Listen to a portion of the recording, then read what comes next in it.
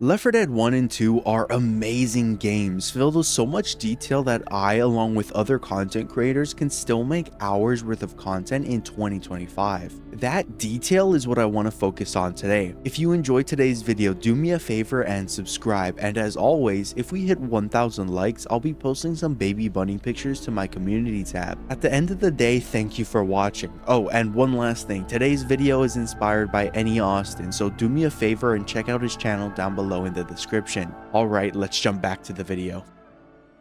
You see, when games are made, especially Valve games, all these tiny things are added alongside what is absolutely needed for the game to function. If safe rooms, roads, buildings, and houses are all things needed for something like a map, then the time of day, amount of light, trash on the ground, and cars are all things that can set the tone of a game. A car is just a car, the same way a grocery store is just a grocery store, but how you manipulate those details around those environments is what develops the atmosphere of a game. Atmosphere and tone go hand in hand in most cases, and if you are wondering what the atmosphere of the Left 4 Dead games are, look no further than the intro cinematics. Ain't seen anything like this before. The Left 4 Dead 1 cinematic opens with text and music that can only be described as downtrodden or mysterious, and as the text begins to fade, we see the classic zombie hand holding up 4 fingers. Just then, we see our main characters Bill, Francis, Zoe, and Lewis all walk into frame. And as Bill and Francis discuss how the infected are changing, there's no music that plays in the background, except for some slight ambience. All that changes, however, when they begin to hear what sounds like a woman crying inside a nearby room. Zoe suggests someone might be still alive, so she and Bill opens the door, and as the sequence plays out, you can hear the music come back, putting the viewer on edge as the characters search the room. Over there. When they reach the back of the room, Zoe nearly shines a light on whatever's crying in the corner before Bill stops her and tells her to turn off her light. Meanwhile, outside, a horde of infected begins sprinting towards Lewis and Francis, causing Lewis to run into the room, alerting what we now know as the witch. All while the music begins to get louder and faster until the witch starts chasing our characters. They sprint out of the room and begin a brawl with the horde outside. A softer but consistent beating of drums can be heard while the sequence plays out.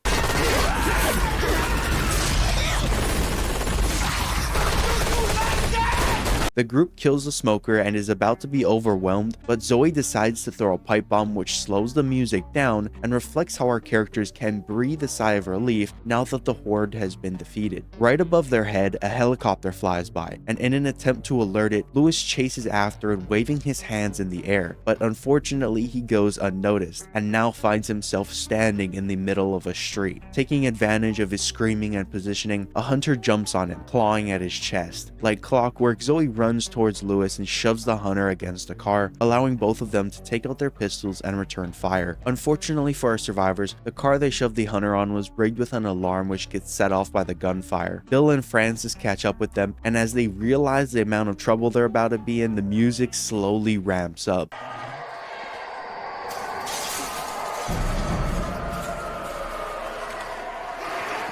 Screams of the infected can be heard on a nearby street. Hundreds upon hundreds of infected circle our survivors. The music starts pounding. The banging of drums can also be heard, building up tension. However, all that tension snaps as a car is thrown and our characters spot the giant muscular infected known as the tank. Run or shoot? Run or shoot! Whoa! Our group begins running and shooting before eventually making their way into an alley and climbing up a ladder. As the tank begins chasing them, the ladder gives way and the tank loses his grip, falling to his death. All of the survivors breathe a sigh of relief. As Lewis begins to celebrate, he's immediately reminded of the harsh reality. I can't believe we made it. Son, we just crossed the street. Lastly, we see a wide shot showing us the apartment building you start on at the beginning of No Mercy. And with that, the Left 4 Dead 1 cinematic ends. Now, let's go over the Left 4 Dead 2 cinematics. The Left 4 Dead 2 cinematic opens with this incredible banjo theme as we see our group of survivors inside a gun store.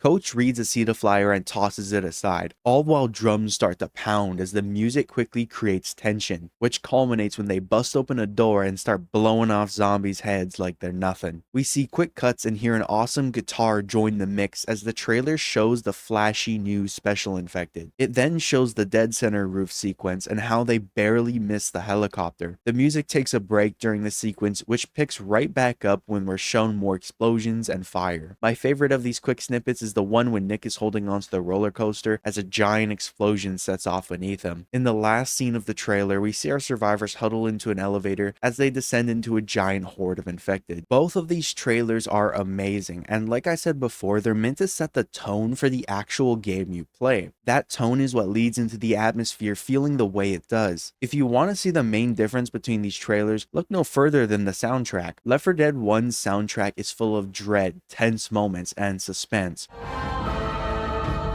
Yeah, there is so much doom and gloom, so much despair in this kind of music. It's definitely giving this kind of Mines of Moria vibe. They are coming, they're here, prepare for a battle. Whereas Left 4 Dead 2's soundtrack is all about being a badass and sticking it to the infected.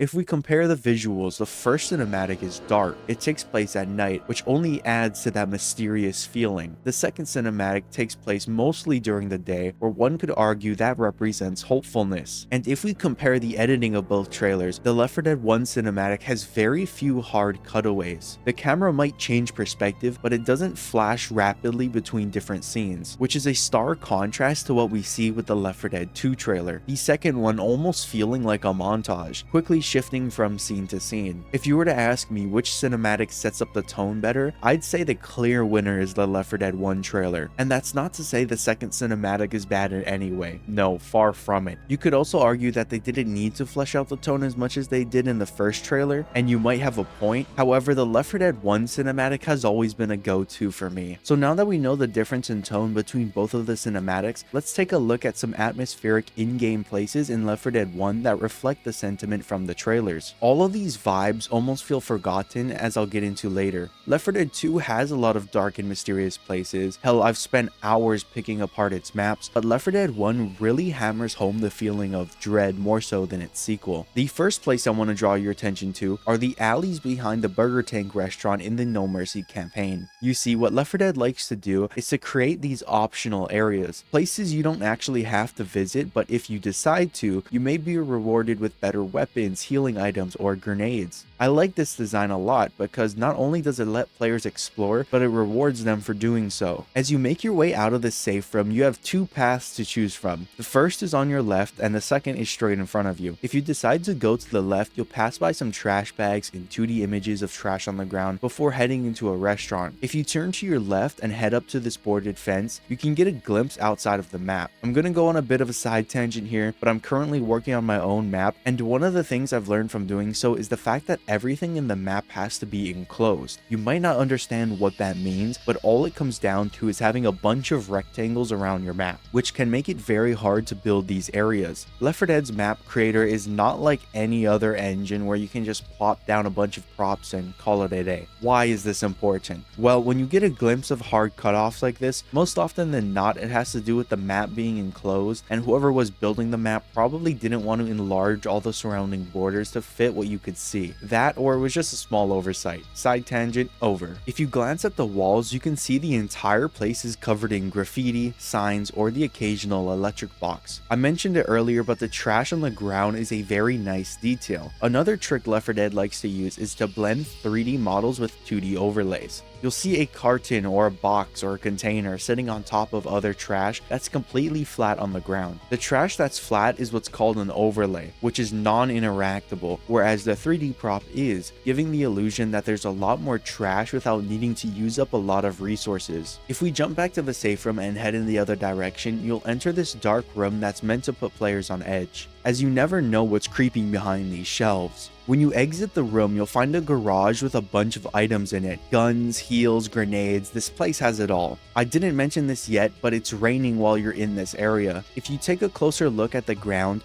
you'll notice the rain has begun to form puddles that are scattered across the area. Combine that with the dark, cloudy sky, everything feels so much more dreadful. My favorite part of this area is the fact that you can see Mercy Hospital all the way from here. The spotlights on the roof cut through the clouds as a giant mass of white mist covers the lower portion of the building. If you head to your left, you'll enter the back of the restaurant and end up where you'd be if you never even came this way. This isn't an evac area or a holdout point, rather it's just an alleyway, but an alleyway that perfectly describes the atmosphere of the first game, one that's downtrodden, dreadful, and eerie. Every detail matters in a place like this. It wouldn't feel the same if it wasn't raining or if it took place during the day. I can only show and describe so much. You only really get these feelings by exploring these places yourself. I want to take a step back from this area and head all the way to the beginning of Blood Harvest. I've explored this area in some of my older videos, but the atmosphere here is so well done. A lot of you may notice the sky. It's not your usual dark or bluish gray. It's more of a pink and gray color because the sun is about to rise. It's one of my favorite sky boxes,